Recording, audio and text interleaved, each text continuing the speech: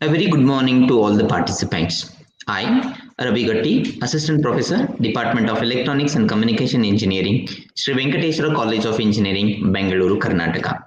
We welcome you all for the day 4, session 11, for the 5 days AICT Training and Learning Atal Academy sponsored online faculty development program on training for social connectedness and inspiration, organized by the Department of Electronics and Communication Engineering, Sri Venkateswara College of Engineering, Bengaluru, Karnataka.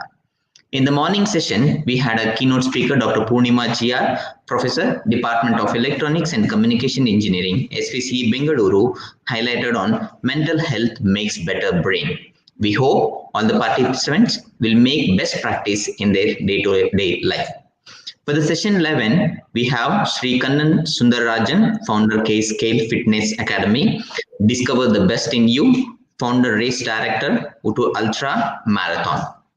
On behalf of management, principal, and from the head of the Department of Electronics and Communication Engineering, we welcome you for this light event. We welcome you, sir.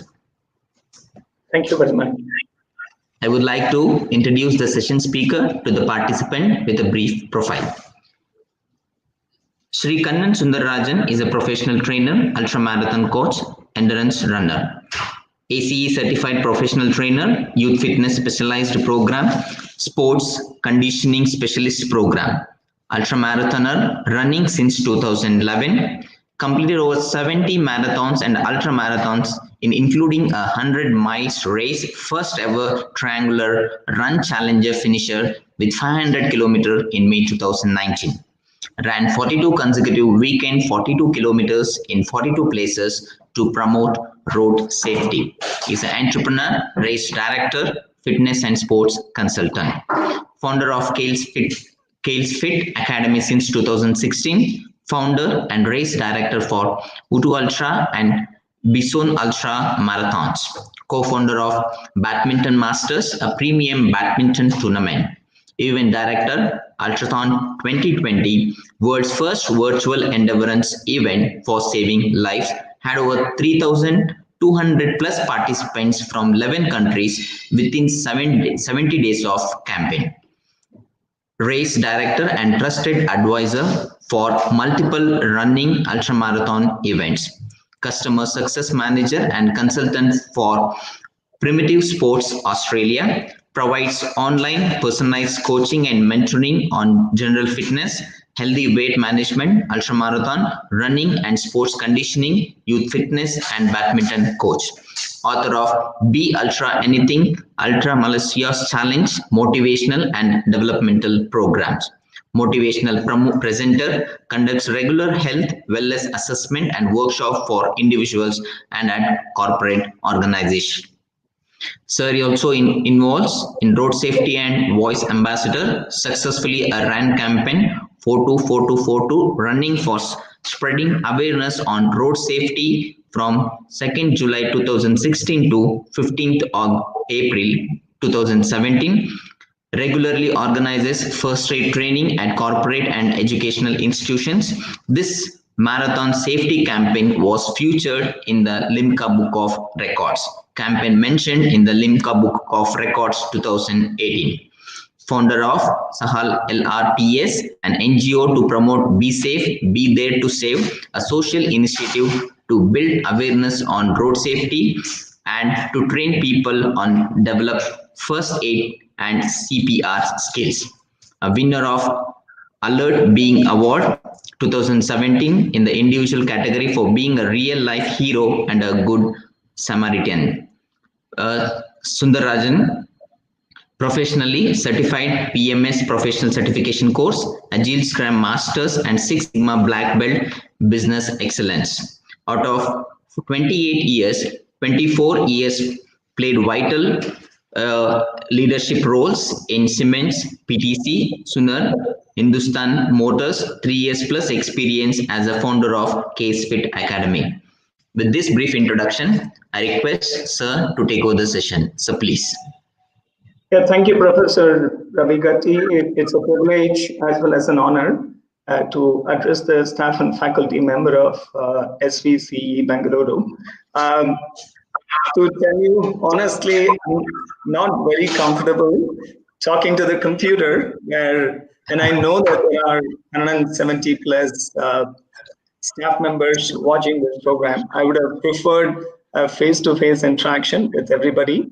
But I understand that the situation around pandemic is a little crazy. It has affected everybody's life, and uh, I'm still happy that I get this opportunity to address the entire staff member. So let me share my screen. Please let me know if you can see the presentation. I will give me a second. Sharing screen.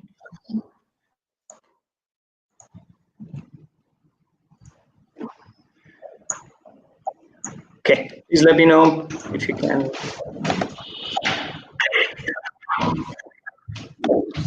Can I Yes, continue? sir. We can able to see the screen, sir.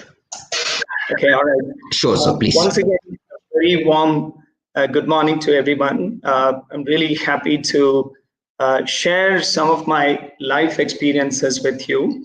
I definitely wish this session to be a very interactive one, because sometimes PowerPoint sessions can be considered as PowerPoint poisoning, which might kind of bore many of the audiences. But I'll try to keep this session interactive as possible. So, Professor, if you get any questions in between, maybe you can, in between slides, I can pick those questions and answer them. So that way, we are not poisoning, I'm not poisoning anybody with the boring content. All right, now let's talk about these few people here. You can see here, there is something common in all of them, right? So they look old, but at the same time, they look very strong and fit. There are two gentlemen here in different pictures you can see. They certainly are a source of inspiration for me. I'm a race organizer, an ultra marathon organizer. So ultra marathon is nothing but any distance which is above 42 kilometers. As you all know, a full marathon, the distance is 42 kilometers, and an ultra marathon is anything above 42 kilometers. So I organize a running event called the Ooty Ultra in Ooty. I'm born and brought up in Ooty. I love mountains, I love running. I also like the ultra endurance running. So when you say endurance running, it's long distances. You keep running, keep walking, keep moving. It doesn't matter how you arrive at your destination, but the aspect of endurance running excites me. Now, these two gentlemen came and participated in my event last year, and they both have something in common. They both are 72 years old. Okay. Now, like these two gentlemen, I have a great source of inspiration. I draw a source of inspiration for a lot more people who are excellent achievers in their life, especially in the second part of their life. Okay, so now going back to this title, Be Ultra Anything, let's talk about that, and achieving a negative split. So what exactly is negative split? We'll talk about this. Now, I appreciate your patience. So now, the law of conservation of energy, in my belief system, we all know that the law of conservation of energy, total amount of energy in an isolated system remain constant over time. It's also conserved over time. A consequence of this law is that energy can neither be created nor destroyed. It can only transform from one state to another. I very strongly believe in that. But in my personal experience, my energy, when I say I'm a very energetic person, I like to say that I'm a very energetic person. I'm just 46 years old. I'm very positive about this, and I don't feel shy. The only sign of aging is a little bit of baldness. Thanks to my parents who gifted me this. And I like to transfer my knowledge and energy. I don't want it to be conserved within me, and I love to share my enthusiasm, energy, and also help as many people as possible in my life to help them grow and succeed in their life. Now, I'm going to start with a health warning. You must be very familiar with this slogan, cigarette smoking is injurious to health. Very familiar. I'm not here to preach you. Drinking is also injurious to health, and especially drinking and driving is very, very unsafe. but I'm going to introduce a new health warning. Okay, healthy mind and body is seriously addictive. Okay, you might be wondering, so what exactly I'm talking about? Those who are, and I'm sure out of all the people who are watching this session, all the staff members and faculty of SVC institution, those who follow a healthy lifestyle and a very fit and active lifestyle can appreciate this. It's very addictive. So that means when you exercise, you feel like exercising again and again. It is like food addiction. It is like drug addiction. It is like smoking. Even a healthy mind, it's just a matter of choice that we all make, whether to choose a lifestyle which is basically bad for our health, bad for, let's say, our surrounding, or a lifestyle which is good for our health and also an inspiring one for the environment around us. Now, what is the definition of fitness? So this is a dictionary definition. This is not my definition. The condition of being physically fit and healthy. Okay. Now, the fitness word is so beautiful, right? It is the physical fitness talks about, but there are also other forms of fitness that we don't talk about regularly. That's your mental fitness. Last 1 year is a classic example of how we all can be mentally strong and fit, stay positive, right? So the message that this coronavirus has consistently taught us is to stay positive, because one day the world is going to be pandemic free, and we need to stay positive. Because at the beginning of this pandemic, we all know that the government imposed restrictions were there. Okay, it's a lockdown. Don't step outside. Don't come out of your home. You're not even going to come out of your colony. There are streets which are blocked with barricades, and the people were fined and beaten because they violated these rules. But now, almost a year later, we have come in terms with this pandemic. The fight is not with the government and the virus, it's actually individual. It's my personal fight with the virus. If I'm responsible, if I decide to be responsible, I can stay free from this virus affecting me or my loved ones. So now the mental health, talking about it, is very important. Now the question is, can I develop a strong fitness physically? Yes, it is possible. So we all know that you can go exercise, you can go for a run, you can cycle, you can walk, you can, if you're living in an apartment, you can climb the stairs ups and down, and then also you can go for a little trekking to Nandi Hills, or just go for a swim in a river or in a swimming pool, or even travel to different places and do something exciting. So that's physical fitness. It's quite tangible. But mental fitness, is it something, can you see a tangible benefit of mental fitness? Yes, it is possible. I have experienced that by running an ultra marathon. I naturally become a very strong person in this department. When you talk about this department, I'm touching my head and saying that my mind department, because it's not easy to run continuously for 1 hour. It's not easy to run continuously for, let's say, 4 hours. I have run a 100-mile race. It's a run between Jaisalmer in Rajasthan to Longewala. It's near, very close to the Pakistan border. The distance is 160 kilometers and running through the desert. So I've spent really long hours running, and I'll talk about that a little later. So it needs a lot of mental fitness, and then it can be developed. When you train your body physically, you also develop mental fitness, and that is going to help you become a strong person in your personal life, and we can also become very inspiring to others. Now, a marathon is a long distance running race. Generally, it's considered to be the one which is 26 miles, 385 yards, or 42.195 kilometers.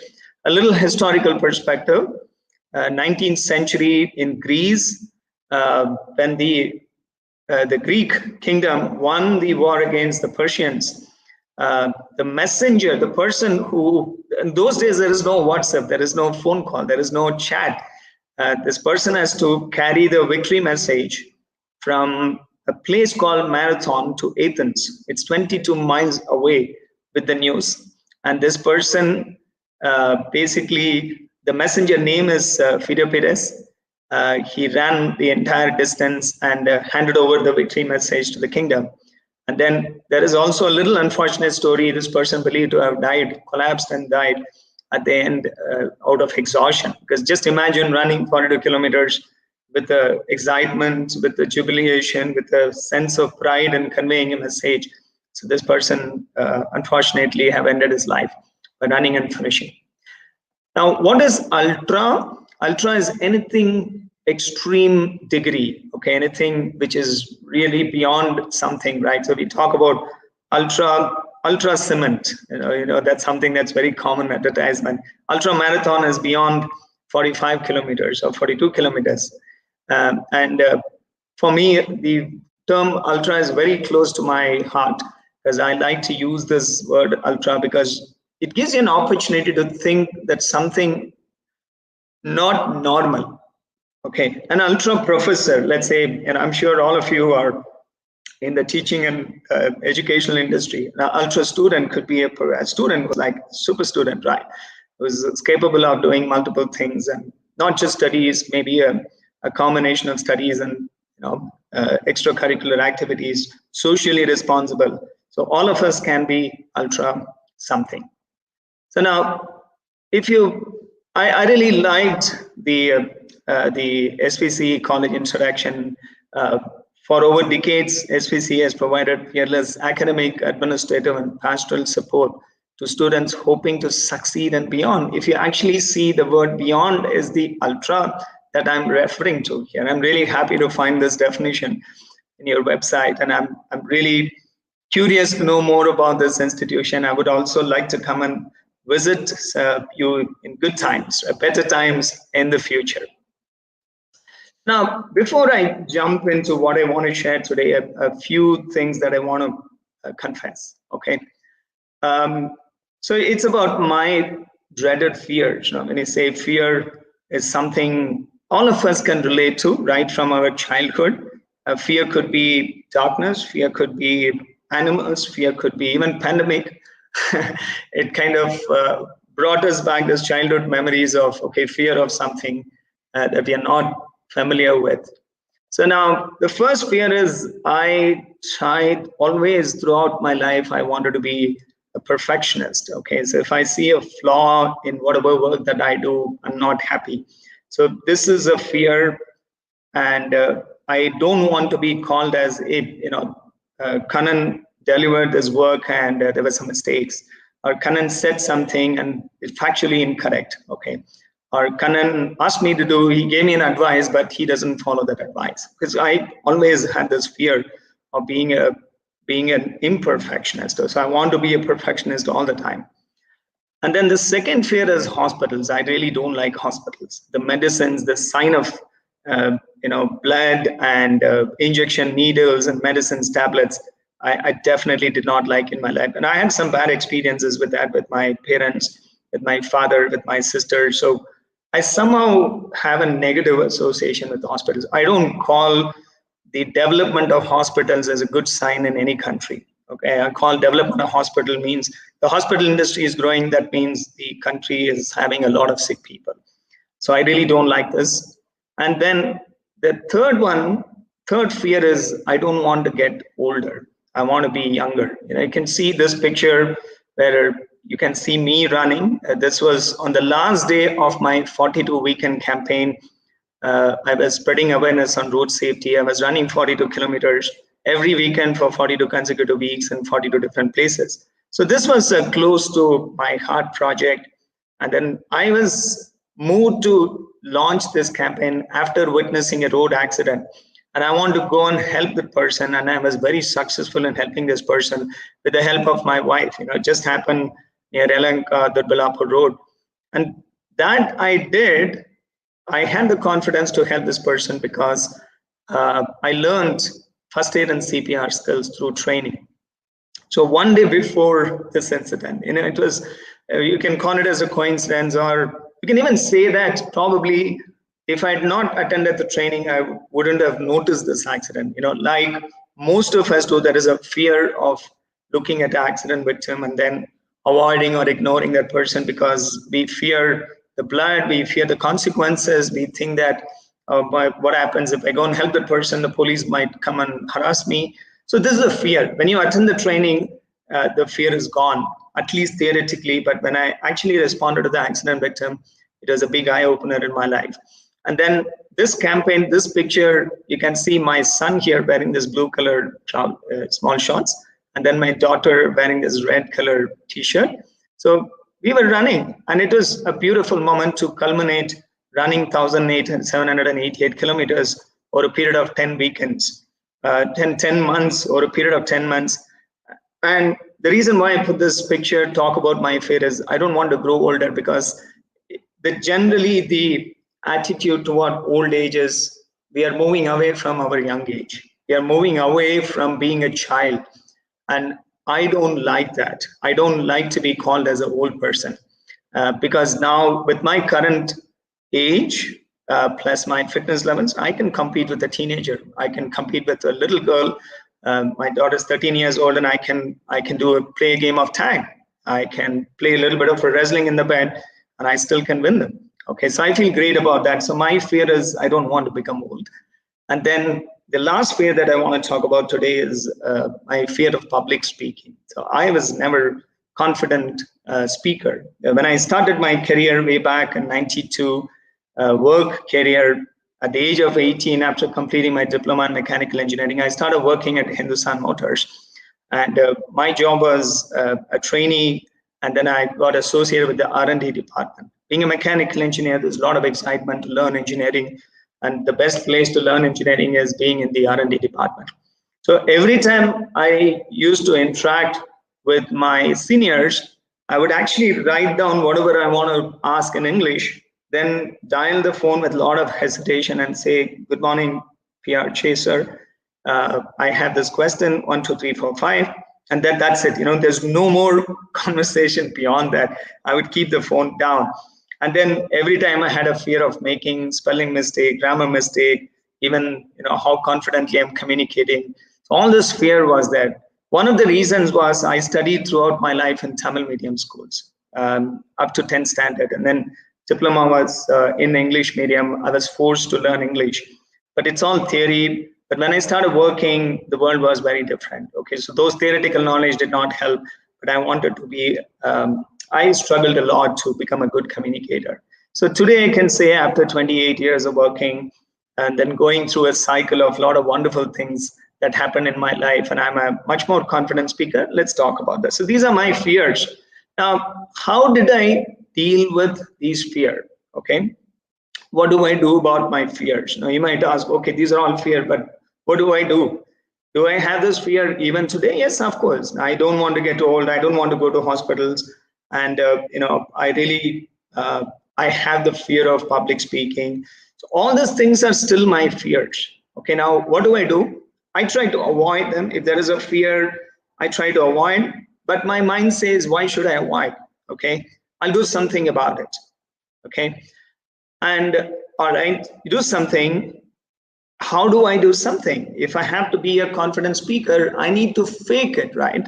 This is not my terminology. It's not my idea. This is the idea which is being said by a lot of people who are very confident speaker. You need to fake it.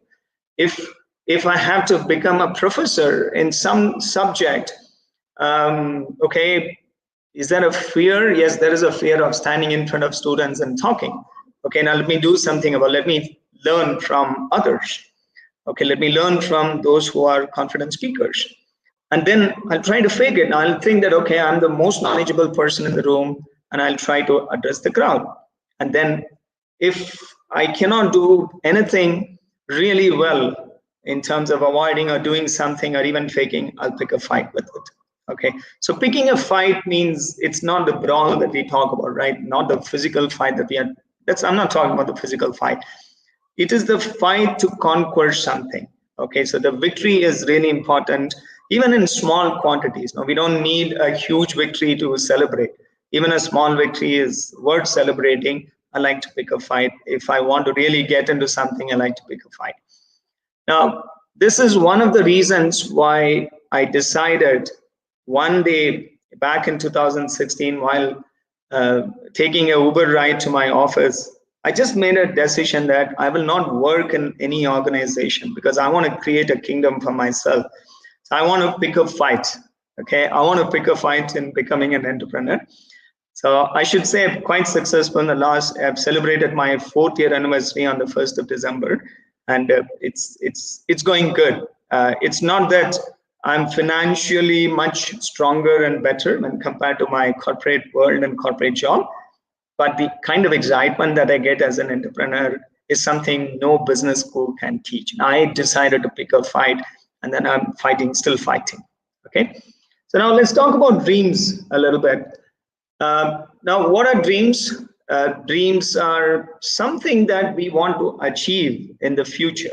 Okay, and I'm sure each one of you listening to this session, tuning into this streaming, would have a lot of dreams. Okay, when you close your eyes, the first thing that comes to you is the biggest dream that you want to achieve. Okay, so I'm not going to talk a lot about dreams. Okay, let's talk about the superheroes, right? So, and I'm sure each one of us have a lot of superheroes who came into our life right from our childhood, like the He-Man, Spider-Man, Batman's, and also the Hanuman is also a superhero in true sense. And who exactly your superhero? Okay, now superheroes are people who have some extraordinary power, extraordinary skills. They have certain capabilities. They can fly, they can hop, they can weave, let's say, weave threads with spider web, and then they can jump from one place to another place, and they are the saviors. When the world is in trouble, superheroes are called, and they come and save the world. Now the question is, can you be your own superhero, right? So we'll talk about that. Now, my dreams, if I have to highlight my dreams, and I've already mentioned in terms of my fear, I want to stay young always.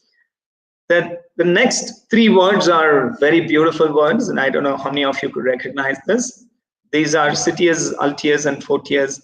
These are the Olympic motto. If you really look at the 5 rings, you will see these 3 words below, and it's basically, you can be stronger, faster, better.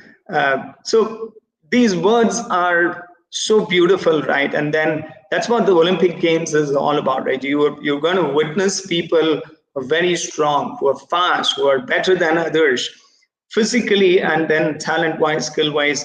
And this is what I want to achieve. I want to be better. I want to be better every single day.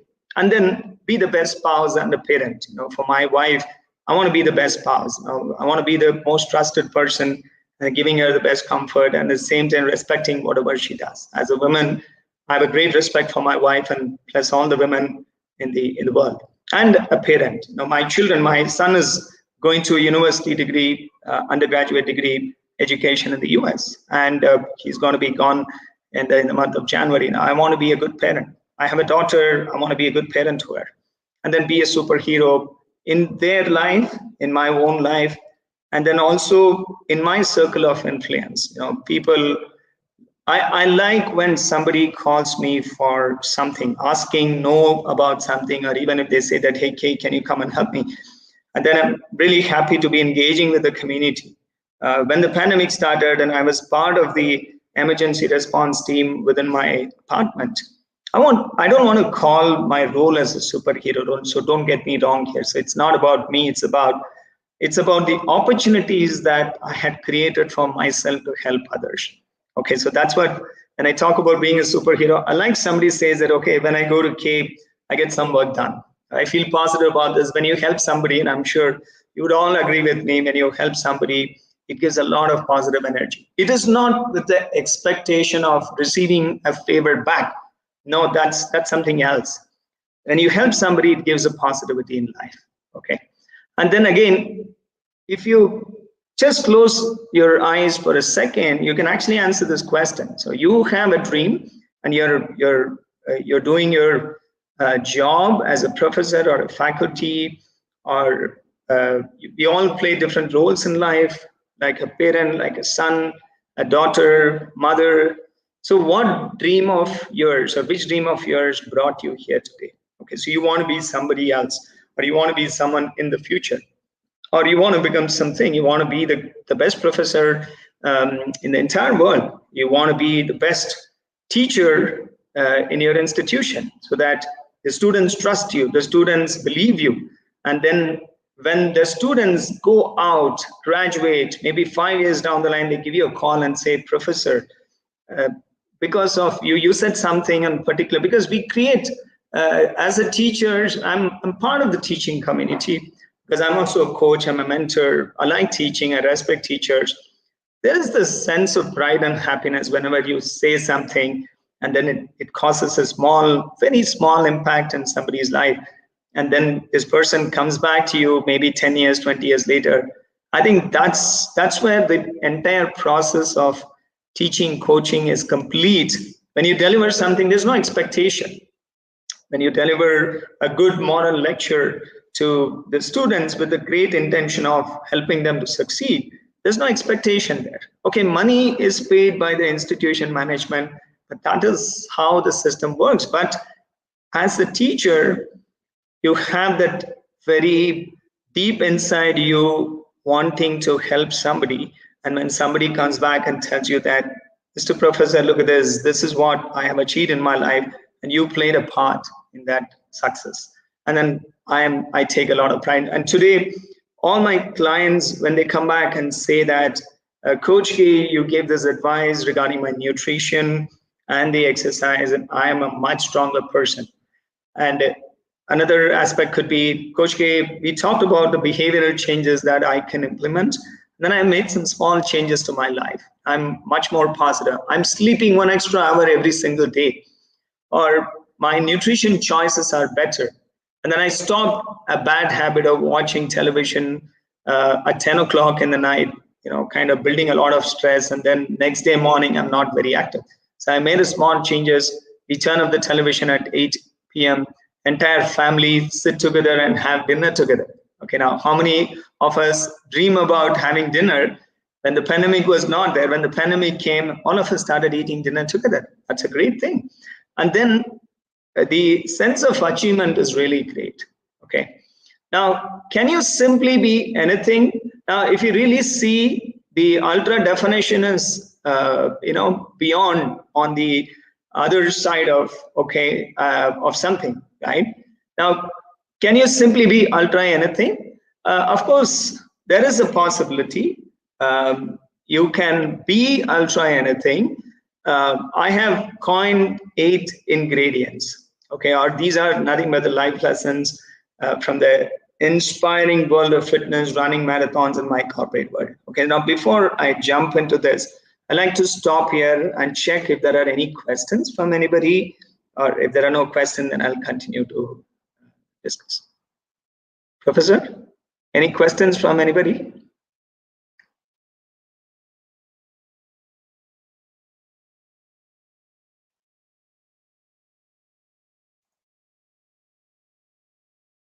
Okay, I'm making an assumption there are no questions. Let me continue.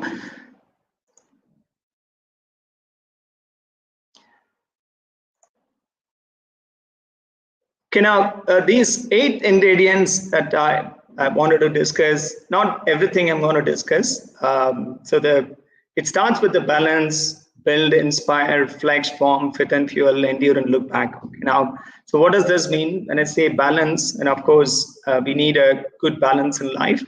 Let it be a professional life, personal life, and then a balance of spending certain quality time and physical fitness and exercise. So that's where my passion comes into play. I want to be selfish, and I like everybody in this world to be selfish. Okay, you might be surprised to know that, okay, what is this Kannan Sundararajan is talking about being selfish, how bad this concept could be. Well, this selfishness is all about realizing the importance of fitness, both physical and also mental fitness. If you are a middle-aged person, let's say your age is 45 to 50, you have teenagers at home, you have parents to take care, sisters and brothers to take care. If you're not selfish enough to take care of your own health, how can you take care of somebody else's health? Okay, so that's the balance that we talk about. So build, inspire, I'll be touching upon this. And flex is, and of course, the flex also means being flexible. And then flexing also means flexing your muscles. And then form is important.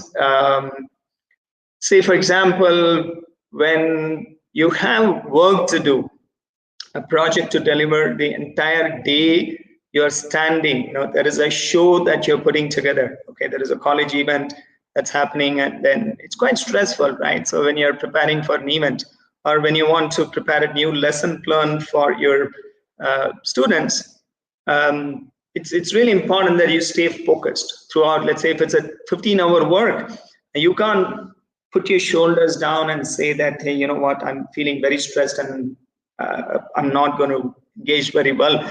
So when you say that, the quantity of the work will be affected, right? So now relating that to the marathons that I run, it's a 4 hours running.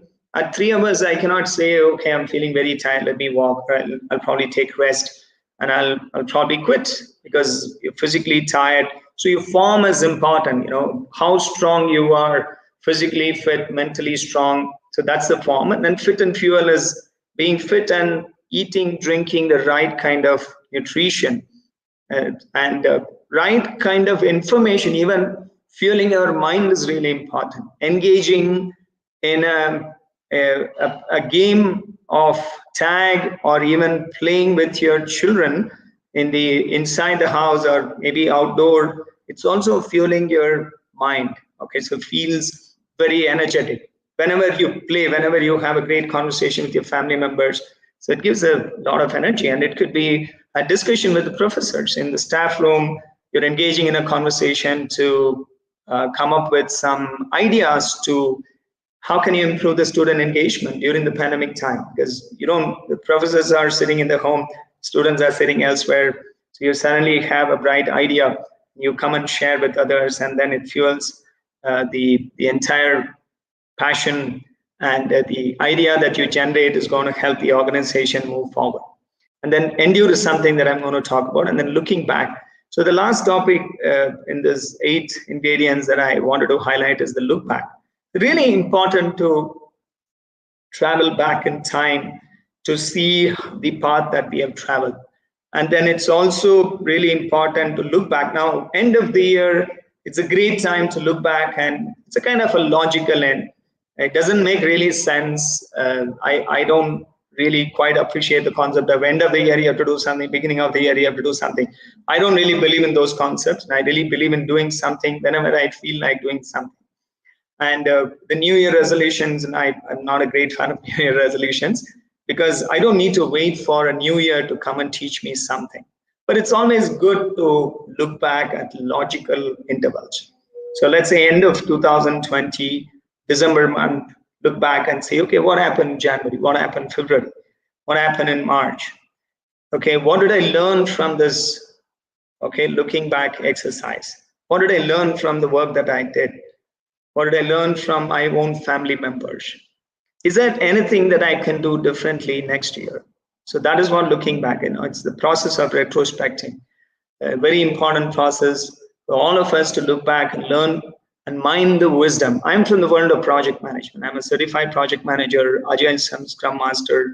I've handled a lot of projects in my career. In a Siemens Industries software, I was the delivery manager for the European zone projects. I've handled a lot of projects, handled a lot of people. So every time I finish a project, deliver the project, the last day we make a presentation to the customer, and then I look back with my team. Not just, there is a looking back alone and looking back with the team. Both are important. Now just imagine in the college, in a classroom, you call all the students and ask them to retrospect. Ask them to look back and say, okay, tell me, how did the last year go for you? What did you learn? What did you not learn? What is that you could have done better? What is that the institution could have done better? What is, as a professor, I could have done better? Because learning never stops, right? So if you can be the entry-level staff member, or you could be the most experienced professor, and I'm sure being associated with the education industry, you can relate to this learning every single day process. So the looking back definitely helps. So I'm going to highlight a few things. out of these build topic. So the first one is this particular statement, right? The love people. This is something that I really enjoy talking about. No good. When somebody says it's not good, that means they're talking about the quality aspect of it, right? If you say, okay, I bought a new cell phone, how is it? No, it's not a good phone. Okay, so that means the quality is not. It's not functioning the way you wanted it to function. If you say, how's the student? No, he's not a good student. It could be because the student is not studying well, or there is some behavioral issues. It's related to quality. I personally take this no good. If somebody calls me, no, the work that you've done is not good, I feel sad about it, but at the same time, I feel good about it. It may be kind of contradicting because whenever somebody says the work that I delivered is not good, it is a disappointment, but it also tells me that I have scope for improvement. Okay.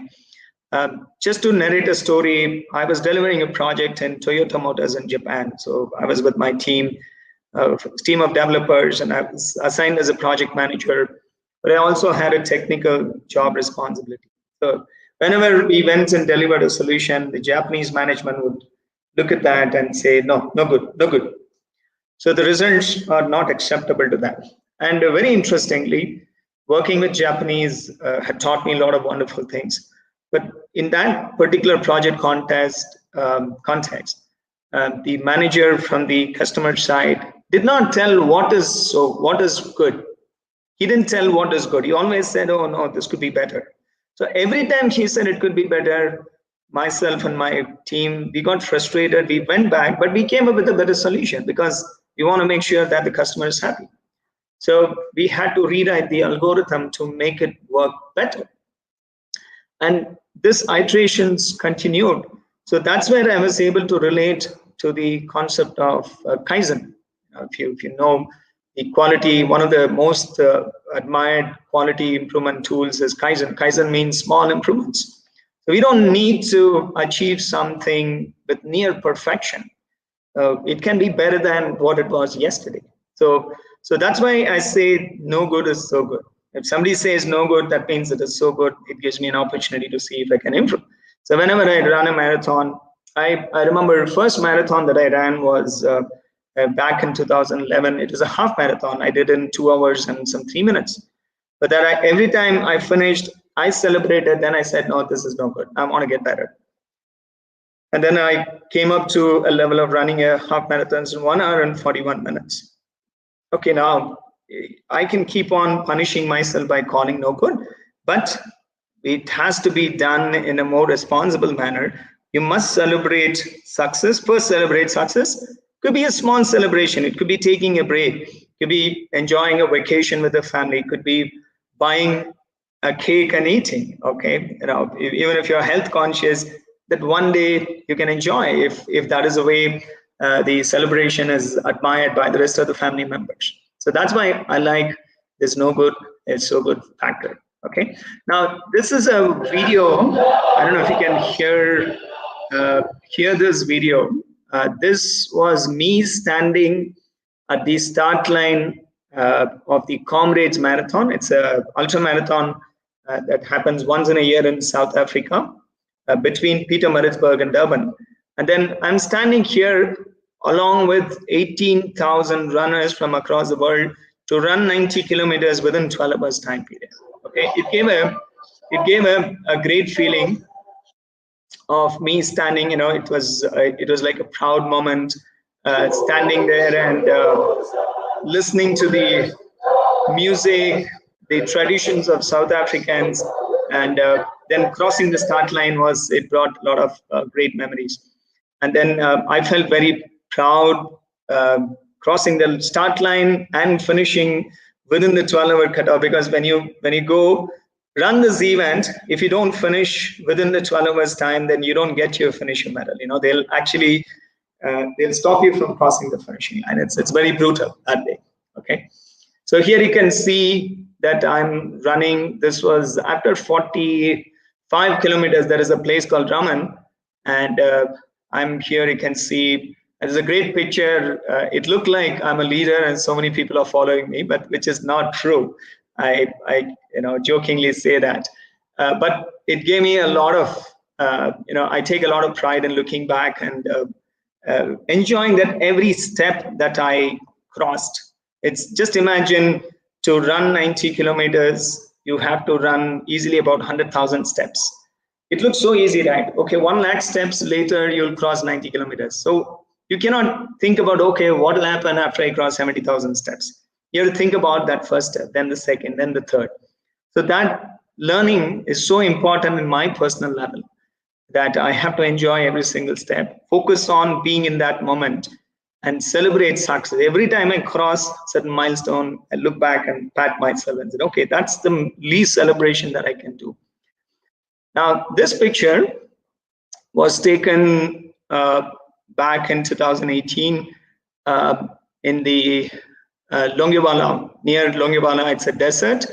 And the run, it's a 100-mile race. 100-miler is 160 kilometers. And then the race started at 12 o'clock in the afternoon, and the race finishes after 32 hours. Continuous time, right? So the daytime temperature was about 30 degrees, 30 to 35 around this December time period. And the nighttime temperature was about 1 degree, 2 degrees. It's kind of biting cold.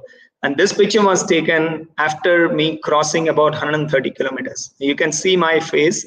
You can see the expression. I don't look like somebody who has run 130 kilometers.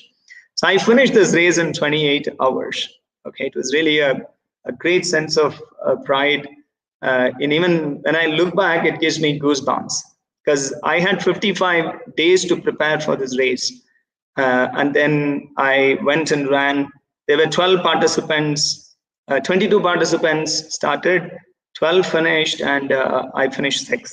Okay, it's not about the position. What I'm saying is, it's about the achievement of running 160 kilometers, one full day, one night, and it's so beautiful. And these desert, you can imagine, can be brutal, right? It's lonely roads, long straight roads with so many opportunities for you to hallucinate.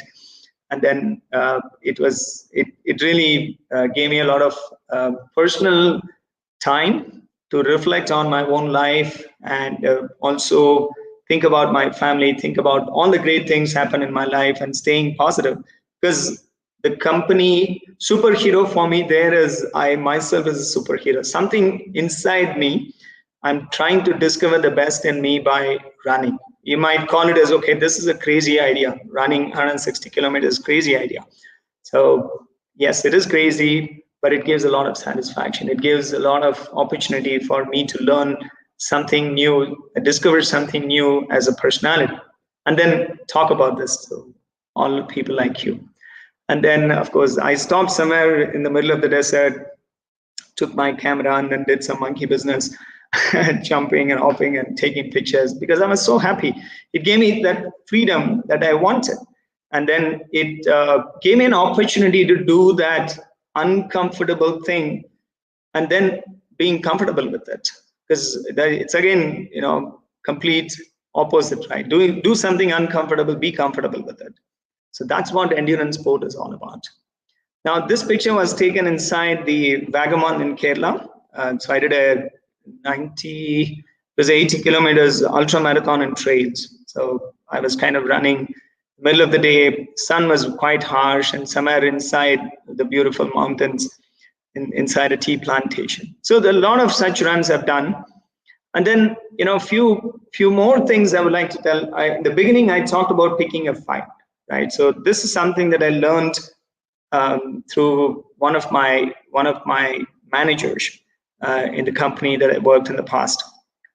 So this Tama Hagni, this is a Japanese samurai sword. Okay. Now, I don't know if you know the process of making this sword. If you don't know, please go and look at, okay, how do they make katana? Okay, I think Discovery Channel has a video.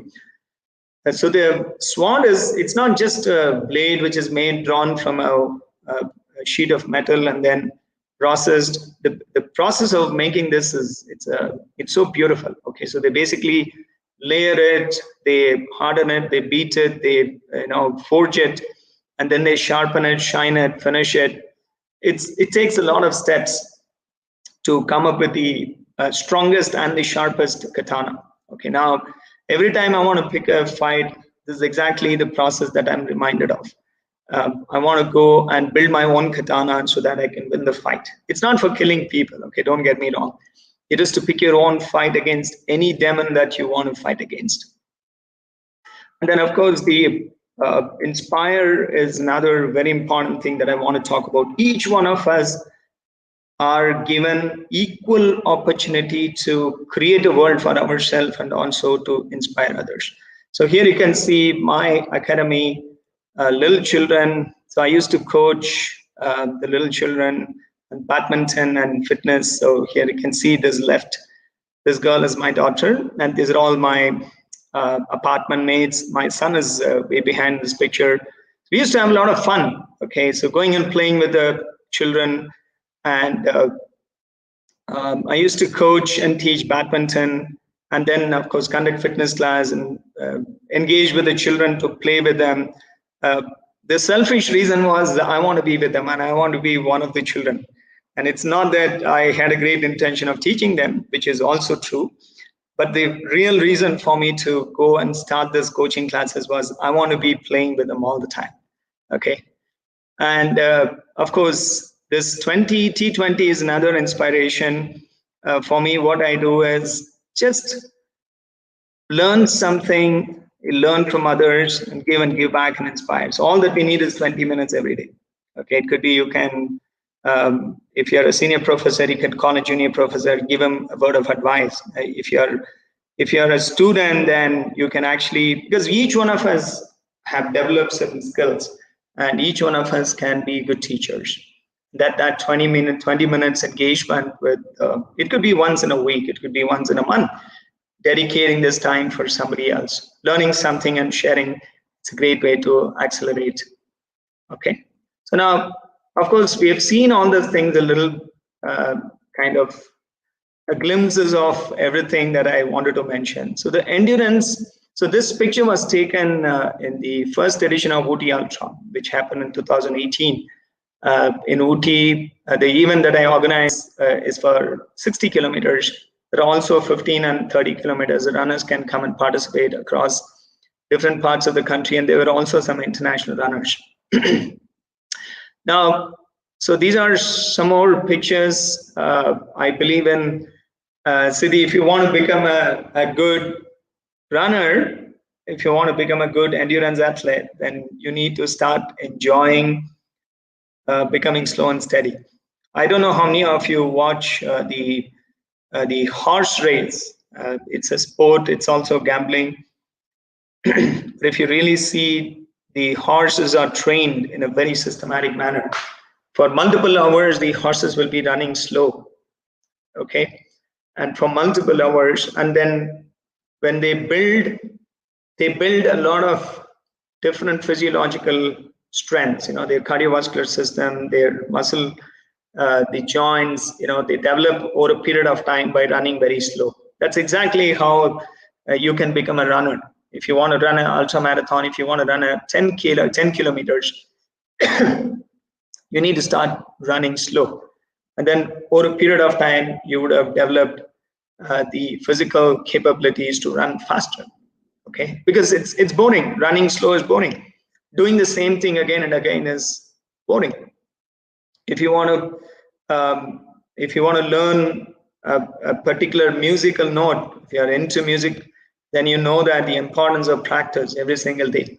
And that's exactly what the endurance sport has taught me, that okay, every day you have to go run. It's going to be boring, but that's what is going to make you strong. And then this was a picture taken in inside Malnad region. I ran the Malnad Ultra, 110 kilometers, daytime and nighttime, across the mountains, darkness. And then there was a fear. You know, you don't even know where you are getting into. There could be snakes, there could be some wild animals, but you know, braving that fear and getting into the darkness, it gives a lot of confidence, I would say. Okay. Now, Let me quickly show you one more picture. So this picture was taken at the finish line of the Comrades Marathon. After running 90 kilometers, you can see how fresh I am because I enjoyed every single moment. Of course, I'm physically beaten. My legs were dying. They were crying. They were shouting. They're saying that, okay, what are you doing? Right? It's 90 kilometers, utter craziness. Started at 5:30 in the morning and at evening 5:20 something, and I'm reaching the finish line. Almost, it took 11 hours and 45 minutes for me to complete.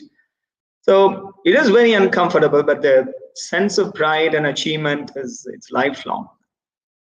And then if you really see the quote from one of the famous washing powder advertisement. So Daag acha hai. So for me, it's pasina and badbu bhi acha hai. Okay, so when you go out in the wild, enjoy the nature, get dirtier shoes, dirtier hands, dirtier face, roll down, tumble down, wake up. It's so fun.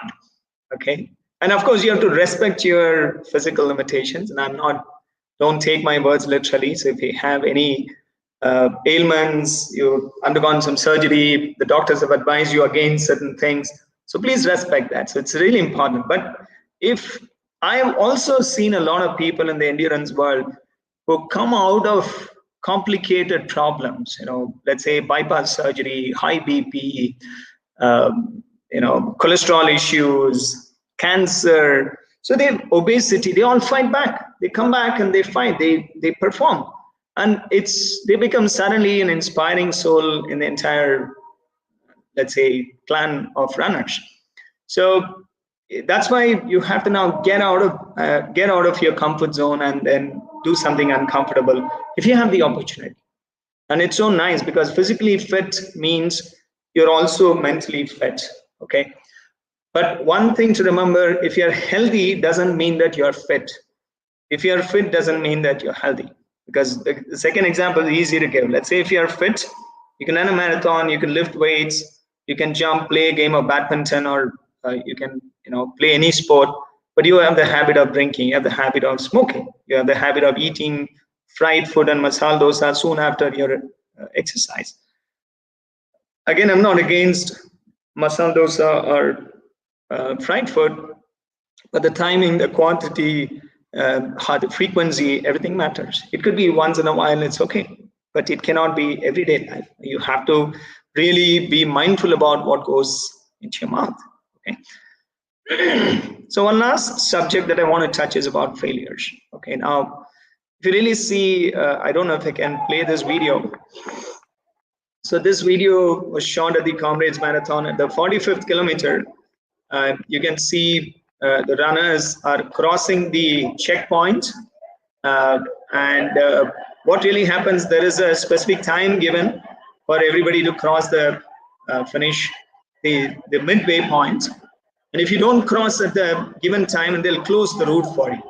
Okay, so you can see that all the runners are just walking past the halfway mark. And then now you can also see this gentleman has come in a coat and suit. He must be definitely about 70 years old. Okay, it's so much of fun running the marathon. Now you can see all the officials are getting ready to stop the runners from crossing that point because they crossed the time.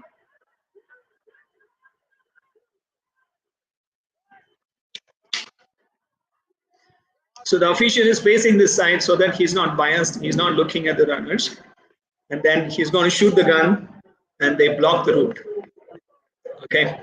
So what I really liked about this video is a lady who was stopped. And anyway, I'm not going to play this completely. She says that I'll come back again next year. Okay, so that's like superb, right? Then this is another video. This is at the finish line of the Comrades Marathon. You can see a gentleman who is crossing another 1 or 2 minutes, 10, 20 seconds, he has to cross the finish line, but he's barely crawling, he's cramping, and he's going to collapse now. And it's just 10 seconds to cross the finish line, but before the finish line, he's collapsed because of cramping. So you can see the countdown is happening, and then the game is over for him. He didn't cross the finish line. But of course, you can consider this as a failure. But it's just imagine the opportunity that he had to fight to be part of that event, braving that cramping, braving that fatigue, and then being part of the event. And I'm sure this person would have gone back the next year and completed it. So for me, I had a faith the first year when I went to Comrades Marathon. I had an injury, so I had to stop at the halfway mark. Okay, so of course this is just one example of failure in my life, and there are so many things I can quote. So I'm going to stop here, and more like a rhetorical question: are you ready for a challenge? Are you ready to do something uncomfortable and be comfortable this summer? Okay, now when you say it's summer is April. All of you have an opportunity to come and become an ultra Malaivasi. Okay, so you know the word ultra now. Beyond something, Malaivasi is a mountain dweller. So I like to invite you to come and run the Ooty Ultra. Okay, the date is wrong here. So this is the last year. So this 21st is going to be 1st to 4th April. Okay, so you have an opportunity to come and run this event. It's a virtual event. So I look up for Ooty Ultra, and then if you like the concept of running, of course, you're most welcome to talk to me or register for this event. Okay, so now you might ask a question. Okay, you talked a lot about running and being fit and healthy, active, and all those things. I'm a beginner. What can I do next? Right? So you have to start with the dream somewhere. Okay, so it could be losing weight, it could be running a marathon, it could be traveling to some place and going for a trekking in the Himalayan. You have to start slow, right? And then every process of becoming something else is going to take a lot of time. Okay? A lot of patience is needed. And if the process is believed, then the outcome is mostly predictable. Okay, you can say that, okay, every day I worked hard, I know that I have a predictable outcome. And then you need to wake up your body to walk with you. Now, I'm not talking about your wife, I'm not talking about your friend. I'm talking about that most active, energetic person living inside you. Okay, you need to wake that guy. Now he's sleeping, he's in a slumber. You need to wake him up. If you're already doing that, fantastic, my appreciations for you. But if you're contemplating, today is the day for you to seriously think about, okay, I'm going to wake this guy inside me who used to be very fit and active, you know, as a child, who used to play and behave like a nice normal kid, but right now, due to all the life's complications, not being active, not eating healthy food, not ready to help others because of priorities are different. Okay, not ready to inspire even though I have the capabilities, because my priorities are very different. So this is an opportunity for you to wake up the body, become selfish, and then you can see that this is a very important concept that I certainly believe in, and I just want to show and talk about this. Now, let's imagine that you're running a race from 0 kilometer to 42.2. Now you know that 42.2 is a full marathon, 21 is a halfway. Now look at this. There are 3 runners. The first runner has done 1 hour 30 minutes. 0 to 21, 1 hour 30 minutes. And then the second half is 3 hours and 30 minutes. Slowed down. Okay, the total time taken is 5 hours. This is called as positive split. The second runner has done a 2:10 first half, 2:10 second half. Total time taken is 4:20. Definitely better than the first runner. This is called even split. The third runner has done a 2:02, slightly slower first half, but a little quicker second half, with a total time of 3 hours and 58 minutes. This is called negative split. So now this is exactly what I believe in. Now there's more of a rhetorical question: which split type is more exciting? I cannot interact with you, and I'm sure all of you are saying negative split, because that is what is kind of produced a quicker result, a better result. So the first half is slightly slower, second half is much quicker, faster. So I'm trying to relate that to our personal lives. Whatever has happened till now, we probably did not have the complete control. The first 15 to 18 years, we were at the control and the blessings of our parents. And then we were students, the professors and teachers and lecturers have shaped us up. And then we started working. Probably that's the time you started taking control a little more, worried about your personality, your behavior, your expectation, your wants. So then probably a typical life, you also get married and the children, then now you're what you are. Now, what is absolutely clear is the, the fact that the rest of the life, the second half, you can run it faster, okay? Not in terms of speed, but in terms of quality, okay? Then achieve a negative split, okay? So negative split is something excites me. And if you remember this picture I showed you, the fear of public speaking, I was so thrilled when I saw the second picture, me addressing a crowd of nearly 700 runners in Ooty. Okay, I was standing there and I was addressing them, and I felt the event was over, and when I saw this picture, and I was so happy because I went through a lot of tough moments in my life. Fearing for public speaking, fearing for communication skills, language barriers, and authentically connecting with people. But when I saw this picture, it reminded me of my own fear and then how I overcome. Okay, so with that, I'm going to stop here. My best wishes for you to be ultra anything that you want to achieve, and I'm going to congratulate you well in advance. And then thank you so much for this opportunity. And I would like to hand it over to the Q&A session. Professor? Yes, sir. Thank you, sir. Thank you, sir, for your very motivational and informative session.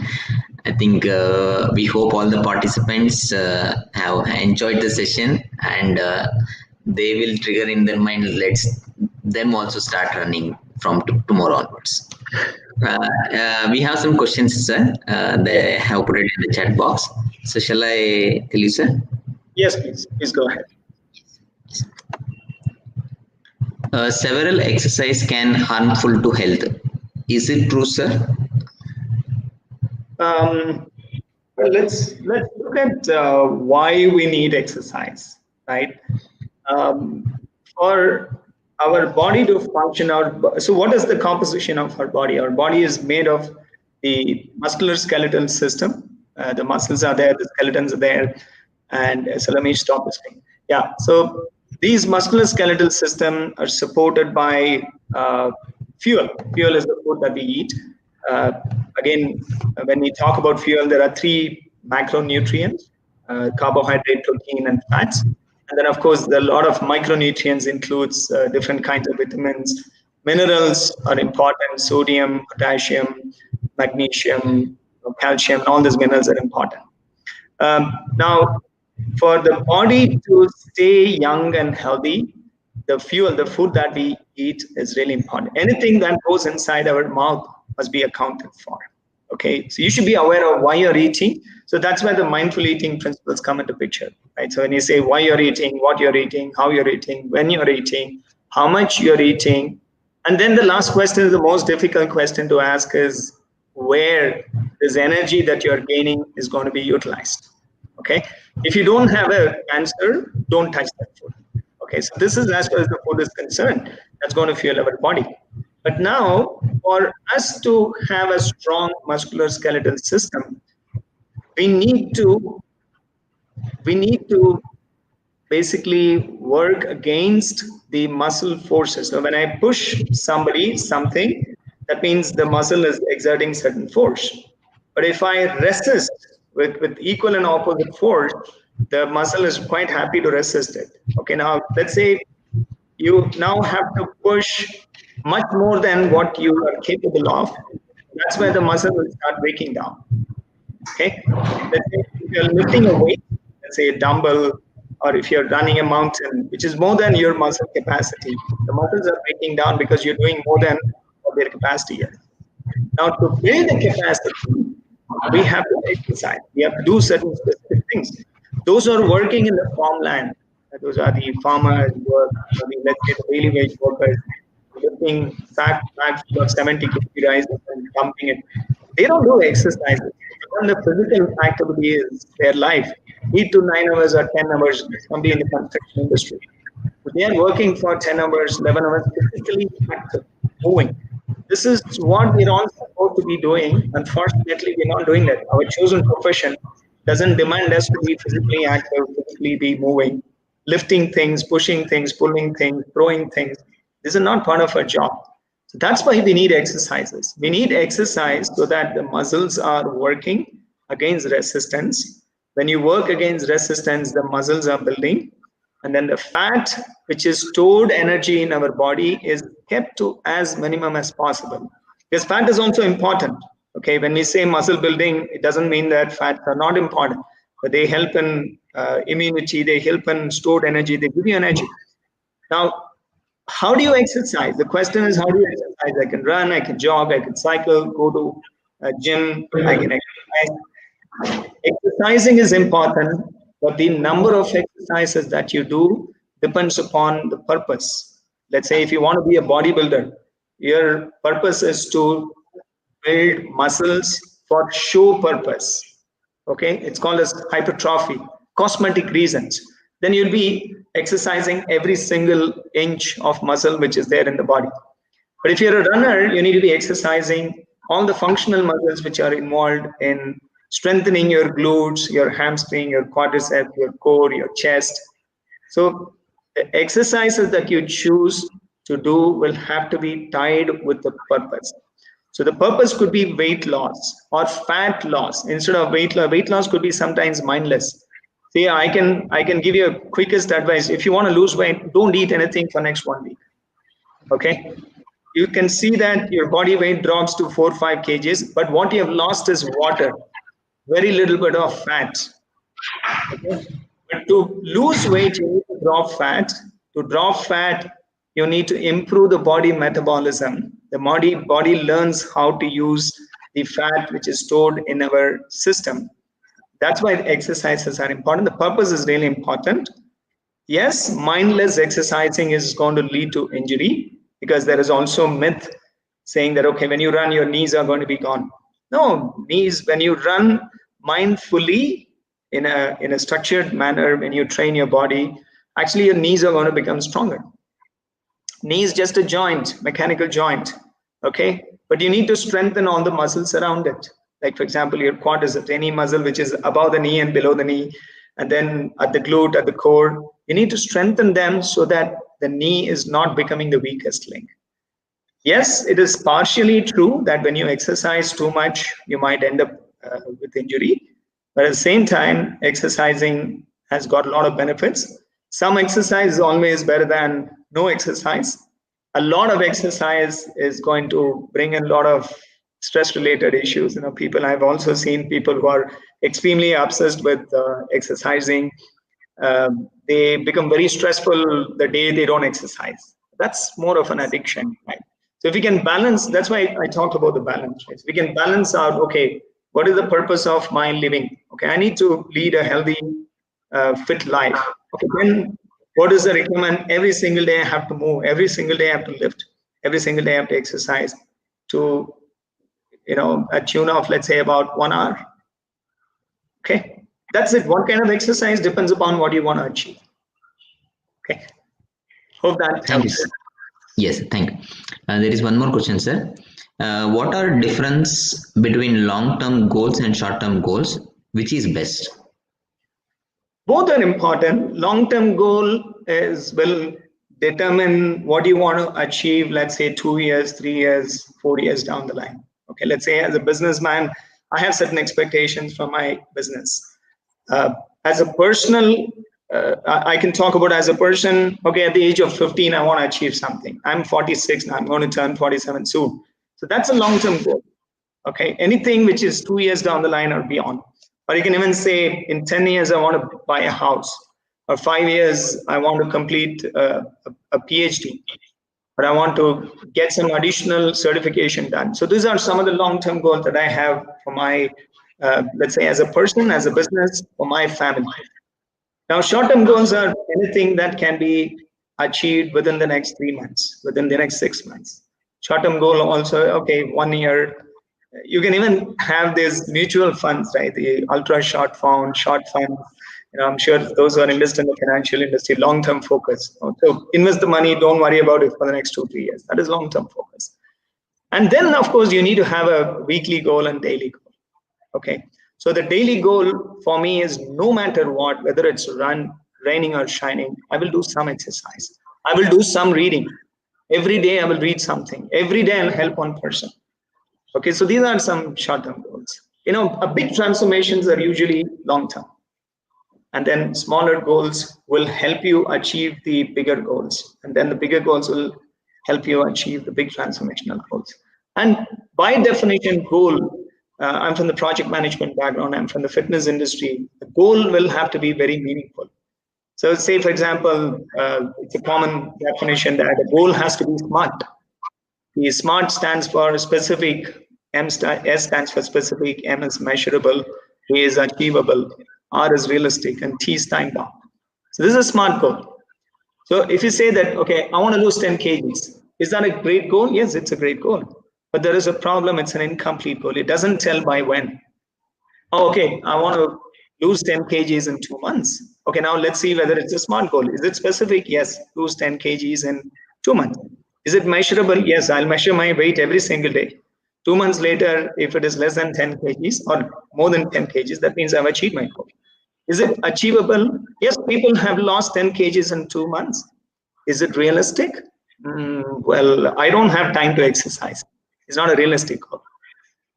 Is it time bound? Yes, we are saying 2 months, but it's not a realistic goal. Okay, let me redo this goal. Okay, how about 6 months? Okay, so that's why the goal, whether it's short or long, it has to be SMART. Then I very strongly believe in that and I benefited from that. Otherwise, it's unclear goal. Unclear, there's no time bound, there's no commitment, there is no attachment to the goal. And it has to be passionately written by you rather than given by somebody else. Because many times I come from the corporate industry, when we talk about goals, the management has goal. As a company, it has a goal for revenue, bringing more value for the investors. So those are some of the big, huge goals for the corporate. Now, at the department level, there are some goals. At individual manager level, there are certain goals. At the employee level, there are certain goals. Unless you translate that goals into your personal goal, it becomes somebody else's goal, and there is no attachment. I'm sure same thing with your institution. The management will have certain goals. At the department level, you'll have goals. Professor level, you'll have certain goals. Lecturer levels, you'll have goals. Unless that goal is personalized, I start feeling in my heart, this goal has no meaning in it because you're actually doing it for somebody else. Whether it's short term, long term, the goal has to be felt inside the heart. Really important. Thank you, sir. There is one more, sir. Is it good to achieve a negative split in our social relations, or even split is good? Well, again, what would become excitement to you as a person? So when you say social relationship, it could be going back to your friends, going back to, I'm assuming that's what this person is mentioning. Or maybe calling your aunt or uncle, you haven't spoken to them for the last 10 years. I think it's very personal. Social relationship, if it brings happiness to you as a person, why not go achieve a negative split in your social relationship? Of course, but I don't believe in the concept of creating accounts in Facebook, Instagram, Snapchat, a lot of social media. Hey, Coach K said creating a negative split. I'm creating a negative split in my social engagement. So that might become a time waster. So it's a choice that we need to carefully make. So again, the definition of social relationship is really important. I don't know what it is. And one more, sir. Suppose you have to attend a 100-kilometer marathon. Do you think about 101 kilometer or exactly about 100 kilometer? Thinking about 100 kilometers itself is a lot, right? And I'll tell you a secret. If you're going to be running for leading a fit life, that is considered to be very sensible. If you're going to train, you want to become fit because you want to do 100 kilometers, that looks like a stupid idea to me. But I like that. I like that idea. I like to go back to that border ultra marathon where I did the 160 kilometers in 28 hours. I'm going to go back maybe in the future and complete the same distance in 24 hours. That's my little long-term goal, if you ask me. Uh, I don't think about anything else. If it is 100 kilometers, it's 100 kilometers. But when you're in an ultra running mode, your goal is not just 100 kilometers. Your goal is, what am I going to do next 1 kilometer? What am I going to do? What happens if the sun is really harsh? What happens if it rains? What happens if I get a cramp? What happens if a dog chases me in the road and bites me? What am I going to do? You cannot think about all these negative things, but you have to be prepared for that. If suddenly it starts raining, are you going to call off the race and say that, hey, it's raining, wait for the rain to complete? You're losing time. Or let's say you fell down and your dress has become dirty, and then you say that, no, this is my first ultra marathon and I want to look great in the finished picture, but my dress is dirty. What am I going to do? So those are all distractions. Or sometimes when you're running 100 kilometers, you're distracted. Somebody comes and creates a fear. Hey, last time I ran 100 kilometers and then I had severe cramp, or I had dehydration. I started puking after some distance. So that means that on that day, you will not think about anything else. On that day, what you're going to believe is the training. Because you're not just suddenly go and start at you go to the start line and run 100 kilometers, right? So you would have gone through a training. The training would have simulated certain realistic running conditions. And then you're not just thinking about 100 kilometers. You are going to think about, my advice is, you have to think about the fun, the process of achieving that. Every single kilometer is important. I'm going to enjoy every single moment. I'll not miss an opportunity to stop, listen to that beautiful bird chirping in the forest, or I'll not forget to admire the landscape, take some pictures, take some videos. Every single run I went, I took videos at small intervals, and I'll make it as a vlog, and then come back and look at that, and it brings back a lot of great memories. And the 100 kilometers will happen on its own because you're enjoying the entire process. Okay. Thank you, sir. And this is from my side, sir. How do you stay motivated when you don't want to run? I don't want to run. Simple answer: if you don't want to run, don't run. Yeah, don't run. See, when we force fit certain goals in our head, that's where the detachment starts. The day I also skip. I have a plan. The plan says I have to exercise, I have to run, I have to read, I have to talk to my clients, I have to spend time with my friends, I have to spend time with your family. I have to do so many things, right? So we all have our calendar full all the time. But some days when I wake up, I don't feel like doing anything. And I don't want to do anything. I'll tell to myself that I'm not going to do anything today. And I will not do anything that day. And I'll also make an announcement. My wife always jokingly says that. So whenever I don't want to do something, I go to her and say that, hey, you know what? It's a great morning. And please assume that I'm traveling. I'm not at home. Okay, so that means you don't have any expectations. I'm not going to do anything for you today. And then it works. And it's a great communication that I have with my wife, and she understands that. But you believe it or not, Professor Ravi, within 4 or 5 hours, our mind settles down. We calm down. We recover from that little slumber, recover from that little opportunity that we all had to do nothing. And then we come back and say, hey, I'm really sorry. I'm actually doing fine. Let me go for a run now. I'll go out for a run at 12 o'clock in the afternoon. Bangalore is a gifted place anyway, right? So you can run any time of the day. You can go out, even the harshest summer day, it's 38, 39 degrees. You can't complain. So the days I don't want to do anything, I will not do anything. I'll not punish my body. This is a personal goal. I'm not doing it for anybody else.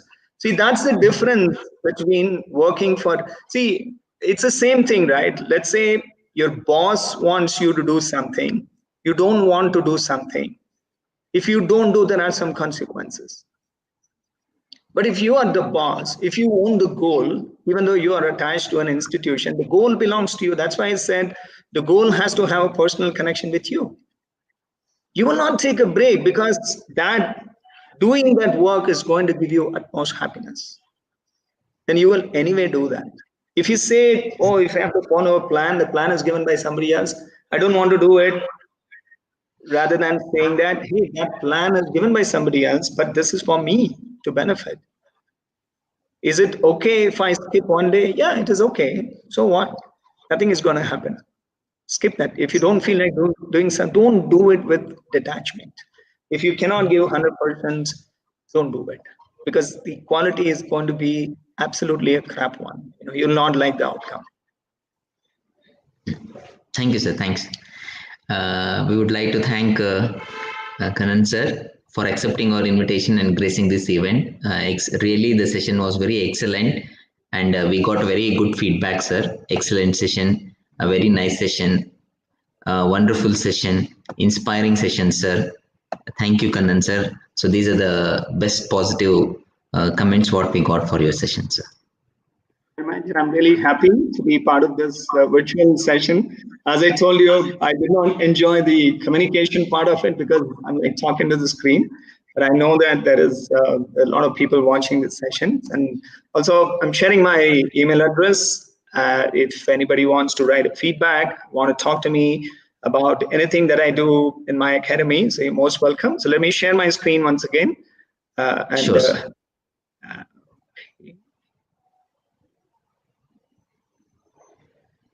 Okay, so you'll find my email address, you'll find my website, all the details are available here. Okay. Yeah, thank you very much. And I'm really honored to be part of this engagement with the institution. And I really hope there was some opportunity for me to share my personal experience and trigger some ideas in your mind. Hopefully, I did not preach. It's all coming from my heart, from my experience, and I'll be the happiest person if anybody who is witnessing this is already exercising, staying healthy, and also staying positive in life. And if not, there's a great opportunity for you out there. You're most welcome to say hello to me, and I'll be happy to come and see all of you in your institution whenever it is possible. Thank you very much. Thank you, sir. Thank you. And we would like to thank participants also for your active participation in this session. And we request all the participants kindly join for our afternoon session also. Thank you, sir. Thank you. Yeah, thank you, Professor. Bye-bye. Thanks. Thank you.